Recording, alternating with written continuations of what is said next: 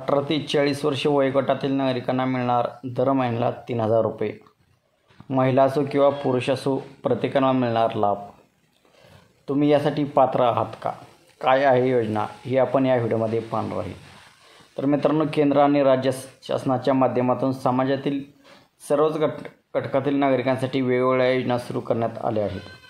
शेतकरी असो, शेतमजूर असो, महिला, विद्यार्थी, ज्येष्ठ नागरिक इत्यादीसाठी सरकारकडून विविध योजना राबवल्या जात आहेत. या योजनेच्या माध्यमातून शासनाकडून समाजहित जोपासण्याचा प्रयत्न होतो. 2014मध्ये सत्तेत आलेल्या केंद्रातील मोदी सरकारने आतापर्यंत शेकडो योजना सुरू केल्या आहेत. यातील काही योजना संपूर्ण देशात लोकप्रिय आहेत. अशीच एक योजना PM किसान मानधन योजना.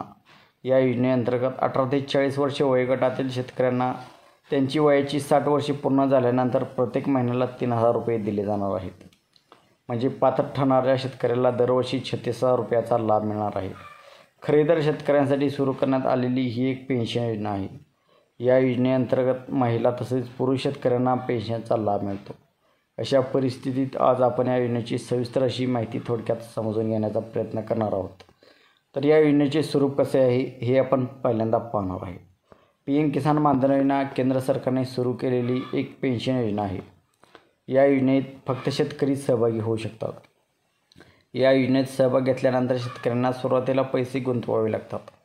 दर महिन्याला 55 ते 200 रुपयापर्यंतची गुंतवणूक त्यांना करावी लागते. ही गुंतवणूक त्यांच्या वयानुसार बदलते.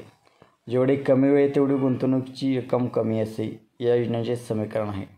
या योजनेत 18 ते 40 वर्षे वयोगटाचे पुरुष आणि महिला सहभागी होऊ शकतात.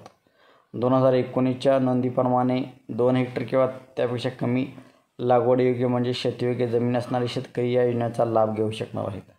शेतकऱ्यांचा या योजनेअंतर्गत पेन्शनचा लाभ घ्यायचा असेल तर योजनेत सहभाग घेतल्यानंतर वयाची 60 वर्षे पूर्ण होईपर्यंत 55 ते 200 रुपयापर्यंतची रक्कम त्यांना गुंतवावी लागणार आहे. तर किती पैसे भरावे लागणार आहेत?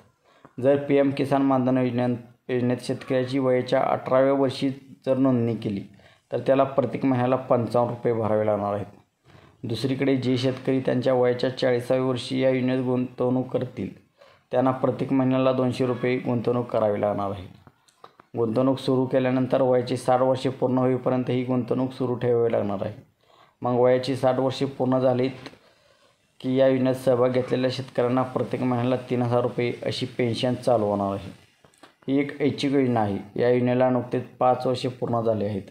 आतापर्यंत लाखो लोकांनी याचा लाभ घेतला आहे. बिहार आणि झारखंडसारख्या राज्यातील शेतकऱ्यांनी या योजनेत सहभाग घेतला असल्याची माहिती समोर आली आहे. तर अशी आहे ही योजना.